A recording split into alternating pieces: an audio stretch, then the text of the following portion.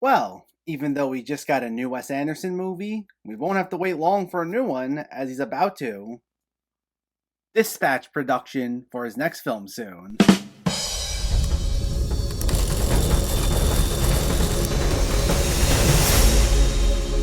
What's going on, everyone? Welcome back to my channel. Today we're talking about a film I'm a little late to talk about, The French Dispatch. Before we begin, let me know in the comments what your thoughts on this movie were, if you already saw it, or if you were planning on seeing it, and make sure to hit that thumbs up button if you like these reviews, as it helps me out immensely by getting my content out there. And if you're new here, I hope you consider hitting that subscribe button so you can stay up to date with reviews of new releases, older films, hidden gems, and so much more on a near daily basis. But let's jump right into it and let's talk about The French Dispatch. This is a love letter to journalists set in an outpost of an American newspaper in a fictional 20th century French city that brings to life a collection of stories published in the French Dispatch magazine. We finally got Wes Anderson's latest after being delayed a year due to the pandemic, but it premiered at Cannes over the summer before getting a theatrical release in October, and I would like to say that I was really excited for this one. Wes Anderson is one of my favorite directors of all time. Some films work better than others, but he hasn't missed yet as far as I'm concerned. And in my opinion, this is yet another win for him. Now, it's something of a slight change of pace for him, as this is his first ever anthology movie. Now, I will admit, I'm not always the biggest fan of anthology movies, mainly due to the fact that a lot of them will be made up of segments each helmed by a different writer and director, and what winds up happening is there will be a lot of tonal inconsistencies between each of them, and it just makes for a very so-so experience. But when they're done right, and each segment is all done by the same director, I'm all on board with them, and this is one of those instances where I was completely on board with it. It's not one of Anderson's absolute best works, and we'll get to why in a moment, but this is a charming, delightful little film that acts as a love letter to the art of journalism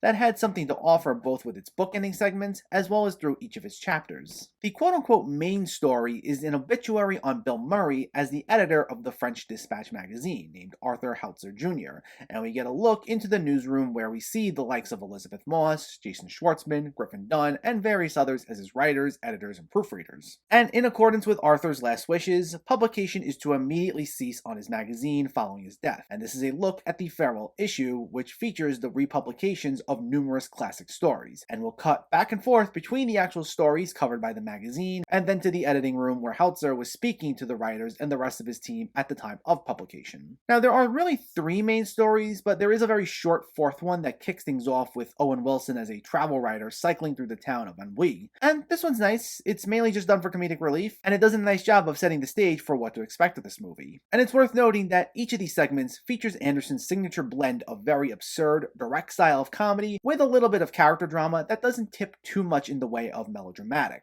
Now, the character drama stuff doesn't always quite hit, and we'll get into that shortly, but for the most part, the blending of styles does work, and it comes together for a project that feels very Wes Anderson, which is something that's been consistently noted about this. This might just be the most Wes Anderson-y Wes Anderson movie we've ever gotten.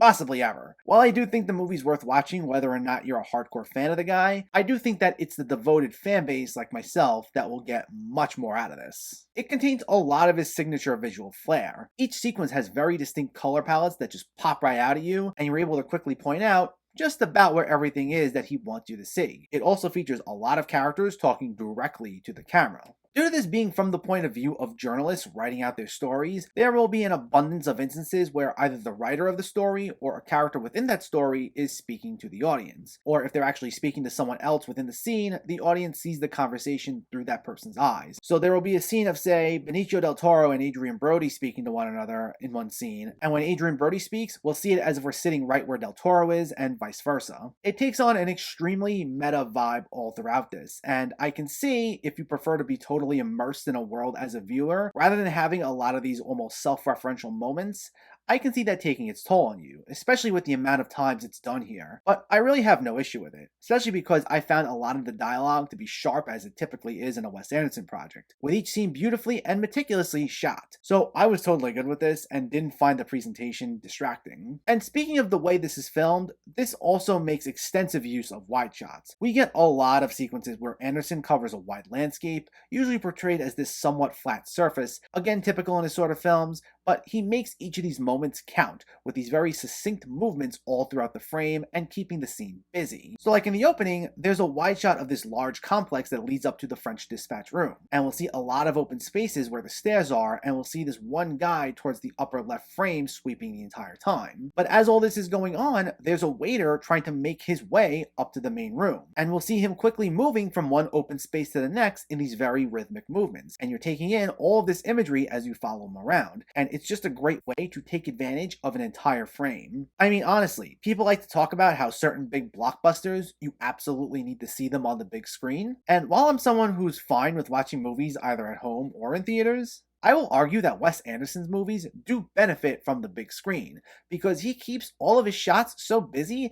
that you do kind of need as large of a screen as possible sometimes to keep track of all the minute details going on in a lot of the frames. So as I mentioned, there are three main stories covered here. The first is the concrete masterpiece, which is narrated by Tilda Swinton and focuses on Benicio del Toro as an incarcerated artist whose muse is a prison guard played by Léa Seydoux, and whose work becomes the interest of an art dealer played by Adrien Brody. This was by far the best of the segments in my personal opinion. I found this to be the funniest and the most layered of the stories. Ironically, even though it has the smallest cast of all three segments, it feels like it had the most going on. We get a lot of back and forth between Brody and his uncles, played by Bob Balaban, and a very funny Henry Winkler. We also get a lot of these touching moments between Del Toro and Seydoux. Plus, we got this very tragic backstory to Del Toro's character, where he's played by Tony Revolori as a young man.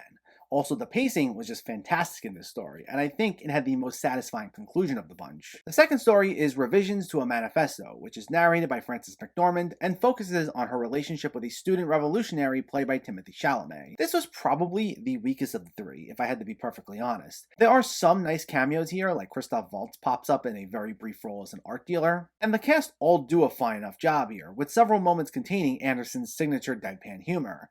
But this is probably the most methodical of the three segments. Now, I wouldn't call it slow. I don't think Wes Anderson's capable of making a truly slow movie, but these characters just felt like the most emotionally distanced of the bunch in my opinion. It was just hard to connect with them, as much as Anderson tries to give us moments where we can connect with them, which I do think is what ultimately throws off the pacing, ironically. This needed something a little more in my opinion. I don't dislike it. It's not like it has nothing to offer, as it can be funny, but this has more of a limited nature to it, and combined with the inability to connect with some of the characters at times, it just causes the film to lose a bit of that momentum built up from the main sequence and the concrete masterpiece. But things bounce back with the private dining room of the police commissioner, narrated by Jeffrey Wright, who speaks to a talk show host played by Liev Schreiber, and it recounts a dinner he attends with a police commissioner played by Matthew Amalric, which gets interrupted by the commissioner's son being kidnapped by a group of thieves led by Edward Norton. This starts off a bit more methodically paced in the vein of the previous segment. It does go on some tangents that I think were meant to give the sequence a bit of weight,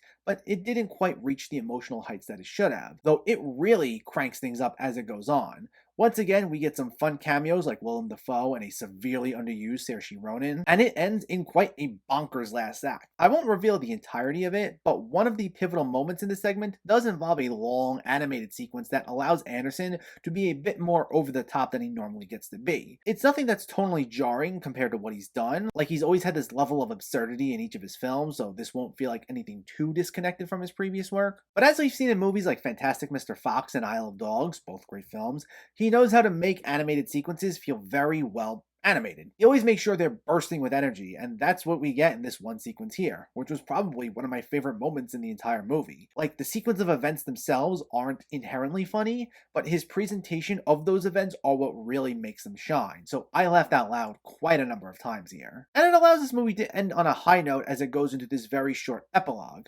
Now, other than just highlighting Anderson's love of the journalism outfit, with a dedication to several writers right before the credits, I wouldn't necessarily say this hits any sort of strong emotional themes, which I think is my only other major criticism for this. Like, I still walked out of the movie feeling very satisfied with it, don't get me wrong, but I think what prevented me from saying this is top tier Wes Anderson is the fact that, despite all these stories being tied together by being part of the same paper, there's still a sense that they feel a bit disconnected from one another. Even when everyone reflects on Bill Murray's character and the things he appreciated, it's not like everyone's necessarily highlighting what each of these stories meant to him or why these three stories went so well together as part of a farewell issue. All of them touch upon different things, and while I do think this is still a great movie overall, I think I would have liked just a bit more of all that coming full circle, because there's clearly so much passion in this screenplay, and had it tied all together more, it would have been considerably more emotionally resonant than it already was.